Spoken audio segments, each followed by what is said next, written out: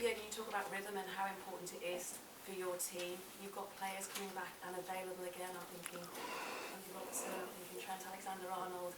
You've got Conor Bradley, who is just a shining star right now. So those challenges that present you this weekend when you're trying to select that lineup against Arsenal. That's not a challenge. It's for this one moment, in the first moment in the season, that we have kind of a luxury problem. There are more players really available for different positions than we can start. But it's absolutely no problem. It's just good. And it's this week between Arsenal and Burnley is probably the only week, as far as I know, where we play only one, where there's no midweek game. After that, we go again with all 3 days, I think, and we need all of them. We need all of them in a good shape. We had a lot of injuries during the season, but we always could deal with it because we are lucky with the boys who were still available or came back from injury, like when Maka was injured, Wataru was there and really good. Then Wataru had to go to the Asia Cup, and then Maka was fit again. Left back, Robo out, Kostis could feature there, then Grossi out, Joey had to go left, Connor was finally fit.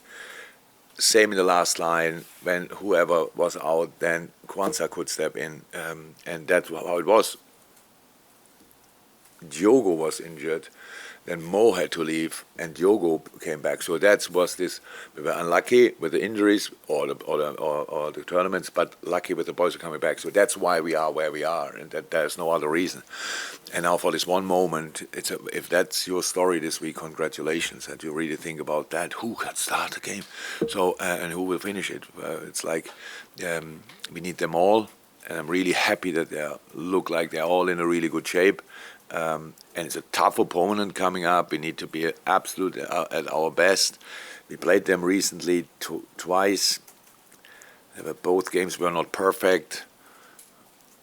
At home we played a really good second half, but not a good first half. And there we won the game, but it was not a game how we usually play it. Arsenal was very dominant for a long time, had a lot of the ball and chances, and we finished our situations off. So we have a lot to improve, and that's what I'm thinking about. Yes, and then I think, of course, about who is the best to start that game and who might be better to come off the bench or whatever. And it's not a challenge. It's not a problem. It's just the situation we have finally. When we talk about the running or heading into the running at this later few weeks of the season, how crucial or how much of an opportunity does this present itself for you to further your position at the top of the table? Yeah, it's good, but you cannot really add that on. Shall I go to the boys in the dressing room and say, if we win against Arsenal, we are 8 points, would it be then? Yeah, between us and them. It's really, everyone knows that. If we lose, we are still 2 points ahead. So, but then City is the big winner of a game where they're not even involved. That's outside talks and fine. Inside, we just focus on the game, on the things we have to do, improve from the games we played against them, learn from the games we played against them because they're really good and they ask for a lot, and try to win. That's all. It's difficult enough anyway. At Arsenal, it's probably more difficult anyway. But we are in a good moment, and we should use that as well. And the things we did well recently, we should pack into this game as well. So let's give it a try. What do you learn then, and what do you improve against them? We'll improve, we will see. We'll learn is we have to be much more dominant. We're in possession. There it was a typical away game. Yes, we had a few problems here and there, and we had that's true. And the cup game, it's all about results, stuff like this. But I think everybody who saw the game know that Arsenal could have scored before we scored. And that could give the game a completely different direction, obviously.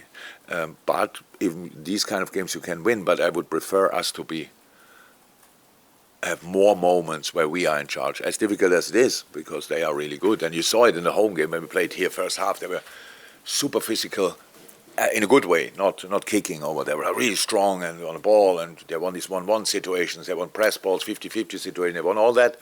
But they couldn't cope with us for 90 minutes, and probably in the second half we should have won that game. But that's quite normal in football and quite common. No, we try, or I try to give the boys the right information that we can just be better, and being better means be more in the game. Be more in the game means you have a bigger chance to win it. Welcome. Thanks. Morning, David. Hi. I'd ask you about Darwin Nunez. You He's can. hit the woodwork a few times, but I can ask you about his mindset, because missing doesn't seem to affect him at all. He just keeps to keep. No, it affects him, of course. He's a human being. If that would not affect him, that would be strange. But yes, he knows he will have another chance. He will have another. I said it after the game. The penalty was not the crossbar, stuff like this, but the penalty he missed. That hit him, definitely. But a little side story, which you probably didn't know. Although I don't know if Darwin is available or not, because Darwin had, after 20 minutes, somebody stepped on his foot, and was very painful after the game. He only took the boot off after the game because he didn't want to see it before. He knew there is something, so he left the stadium in a boot, and it was not a football boot. So nothing broke, X-ray clear, but swollen. We have to see if he can get this foot back into a boot or not, because that is, we all know that takes time. I didn't see him this morning, so we have to wait a little bit. But just going through a game that with this kind of situation, with the pain you have and all that just shows so much more. It's not, I don't judge Darwin because of the crossbars moments. I judge him for the assist he has for Lucho, because that was late in the game, super decisive for us, super important for us. The run he makes, the way he gets in front of the defender, he sees Lucho coming, he puts the ball in and Lucho can finish it off. That's outstanding footballing-wise. Not being bothered about your own bad luck or whatever, just staying in the game, and after the game we can talk about everything, what we could have done better in this moment or that moment, but staying in the game, and that's what he did, and I'm more than happy with him. It's just an interesting story, I get that 100%. Breaking a record for a crossbar it's not a record you want to have, but if you have it, it just shows you're as close as it gets to score, and that's exactly Darwin's situation. He will score. Been involved, obviously, in a number of really close title races, particularly with City in recent years, where it just seems that every game is must win. Does it feel a bit like that is happening again? The dentist is calling. That might be important. Again, the dentist. That is quite important. I can imagine. Yeah. Sorry. I was just asking, obviously you've been involved in really tight title races, mostly with City, where every game seems to be must win, or you win and they inevitably win. Does it seem like that's happening again? No idea. I think what we learned over the years is that if you want to be around City, you better win all your football games, because they do. That's all. This is the league. This is the time where City is dominating. That's how it is. They play incredible stuff, and would probably consider themselves not playing their very best season, but where they are. We play a very good season at the moment, 2 points ahead City, and they play kind of a season and 2 points behind us, which is really interesting. So that's the situation we are in. But we could discuss that, or we don't do it and just take it like it is and go from here and try to play the best season we can play. When we face them, we want to beat them.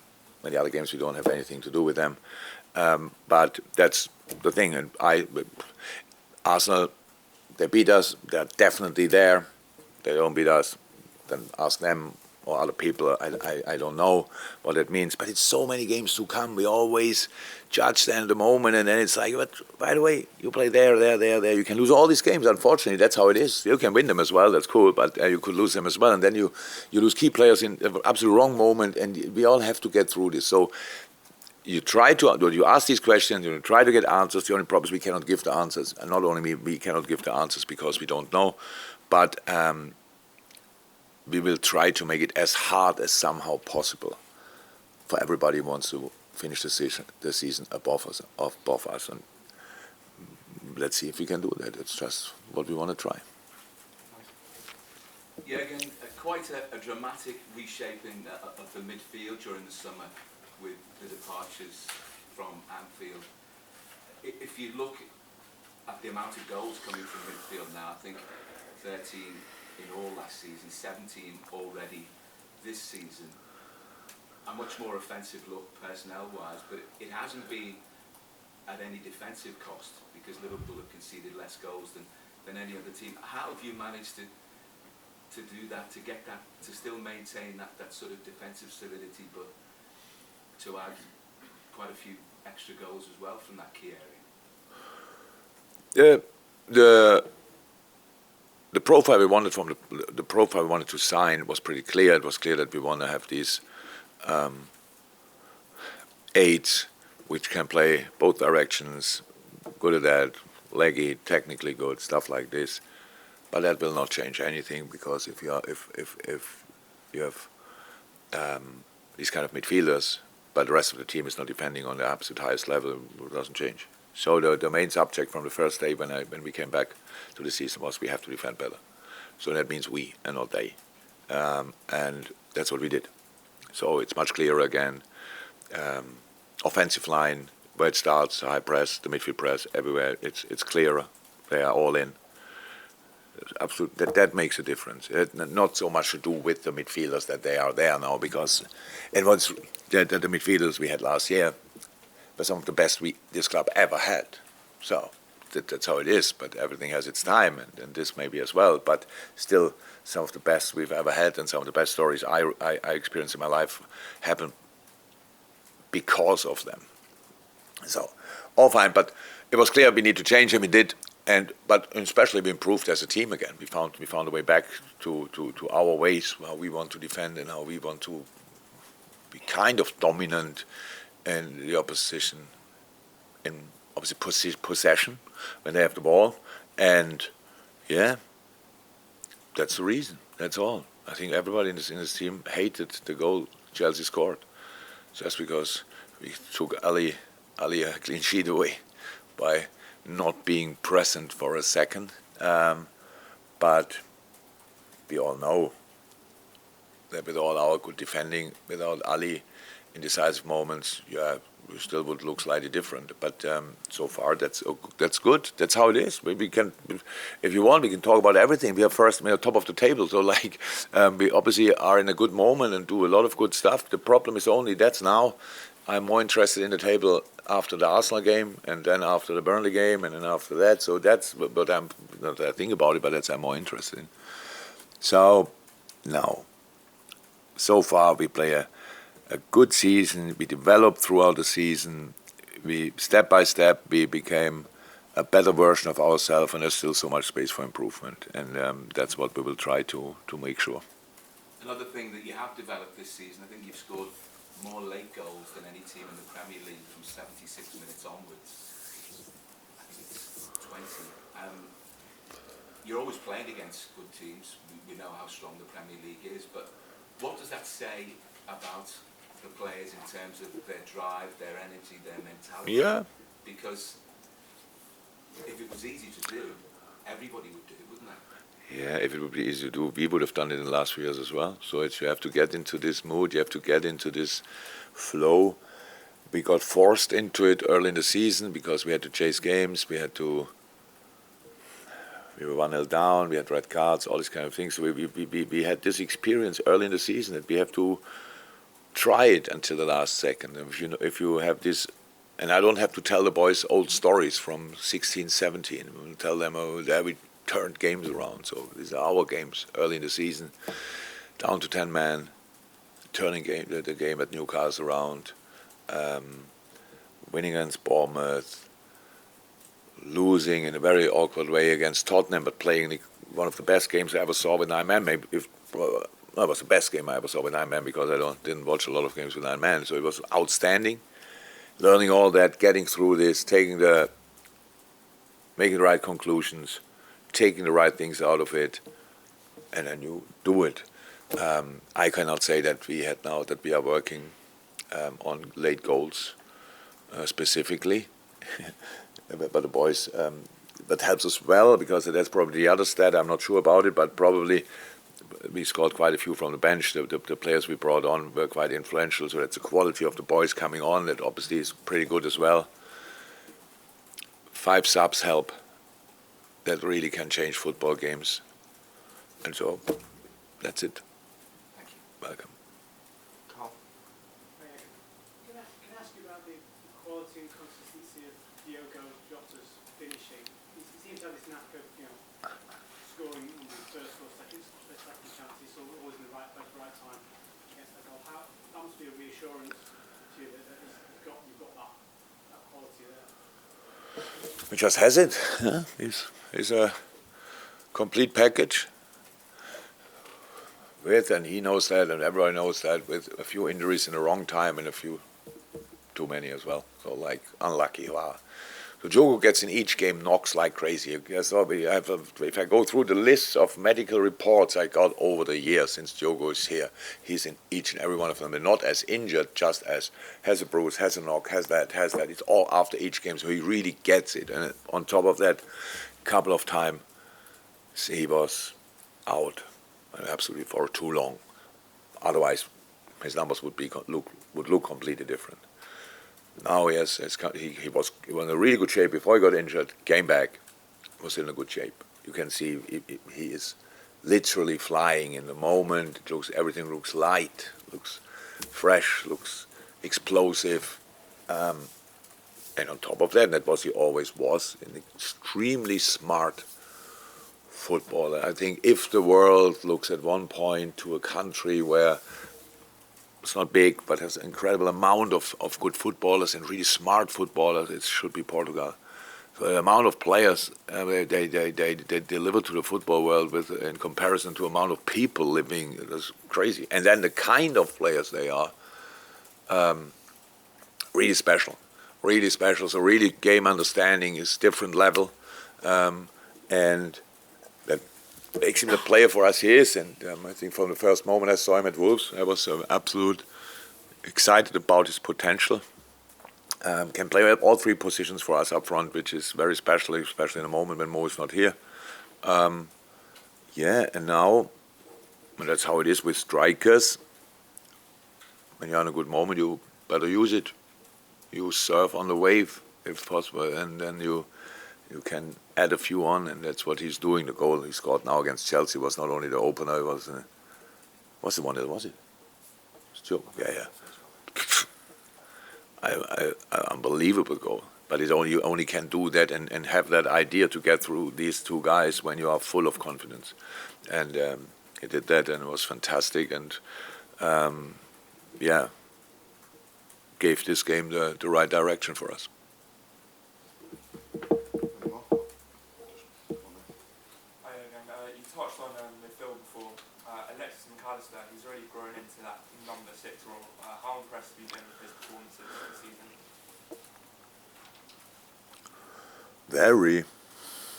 I'm over the moon about.